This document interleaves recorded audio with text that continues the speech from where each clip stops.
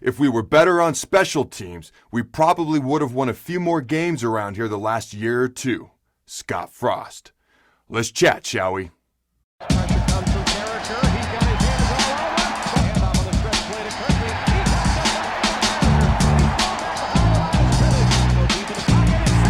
the Welcome to the Carriker Chronicles, the People's Show. Check the Post of Husker Nation. Brought to you by Nebraska Spine Hospital. Ladies and gentlemen, breaking news. Nebraska was not good at special teams this year. Maybe that's not such breaking news after all. And as many of you probably know by now, Jonathan Rutledge was let go a week ago. He was kind of in charge of said special teams for the most part a year ago. Now, there was no specific coach on the coaching staff in charge of the special teams. He just kind of oversaw schemes, personnel, while the assistant coaches coached said specific roles, but wish him all the best in his future endeavors. We're going to breeze through these special teams numbers for Nebraska because they're not phenomenally phenomenal. They're pretty much horrifically horrible, but here we go. All right, Nebraska's net field position a year ago was minus 0.47 yards. That ranked 106 nationally and 13th in the Big Ten because that's out of 14 teams in the Big Ten because that still makes no sense mathematically. But Nebraska's kickoff return efficiency was 113th nationally as well, same exact thing.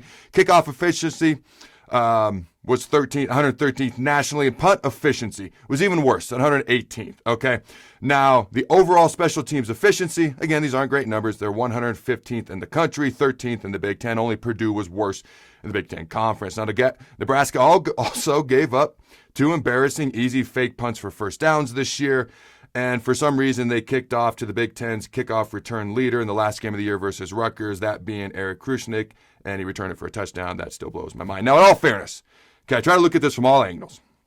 Okay, in all fairness, Danny Kearney, the scholarship punter from Australia. Now, not many punters and kickers come in and get a scholarship. All right, most of them have to walk on. They got to earn it. They're here for 3, 4, 5 years. Some of your starting kickers in college football are starting kickers or punters, and they don't have scholarships yet. Okay, so the fact that they gave him a scholarship right away, probably trying to get him from Australia, was part of it, tells you what they think of him. He stepped on campus, unfortunately got hurt right away. But he will be back next year, hopefully healthy, and Connor Culp, the Big Ten's kicker of the year, Nebraska's kicker, will also be back next year as well. So hopefully that makes a difference. Now, how does Nebraska get this turned around? How do they change the fortunes? Because special teams isn't equal 1/3 of the game. A lot of times it gets overlooked. All right, do you disperse it among the staff? Do you divide it up so each staff member only has to worry about, coaching running backs and kickoff return, and maybe the safeties coach has safeties and punt return? Or do you bring in a specific special teams coach? Here's what I've seen. Here's what I've experienced. Guys are all about job security. So if I'm a coach and I'm coaching the running backs, okay, and we don't have a specific special teams coach, but I'm coaching the running backs and I got kickoff return, guess what my priority is? Not one single assistant coach was let go this year, okay, that coaches another position because of special teams. Jonathan Rutledge was.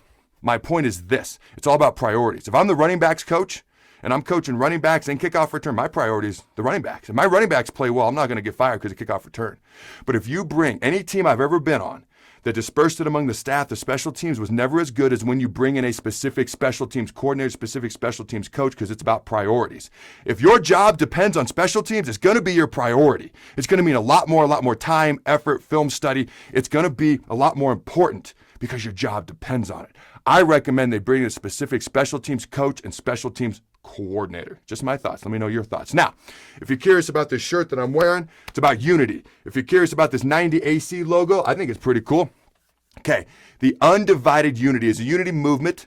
Okay, and you can be a helping hand in creating unity in your community. Doesn't matter about race, ethnicity, political affiliation. Okay, unity should be a front runner over everything. The undivided unity movement is moving towards providing scholarships and grants to students and communities and rebuilding programs and helping nonprofit organizations. You can support this at undividedu.com, on Facebook at Undivided Unity, on Twitter at UndividedU. Okay, and if you want some specific swag made up for yourself as well, like I've got here, check it out at TDJ Props Studios. That's TDJprops.com. TDJprops.com and UndividedUnity.com. Go Big Red, and always remember, UndividedU.com. Throw the bones. Thanks again to our sponsor, Nebraska Spine Hospital. Ladies and gentlemen, when it's your spine, you do not want to mess around, and experience matters. That's why you can trust the experts at Nebraska Spine Hospital, the region's only spine-specific hospital. They are the best at what they do.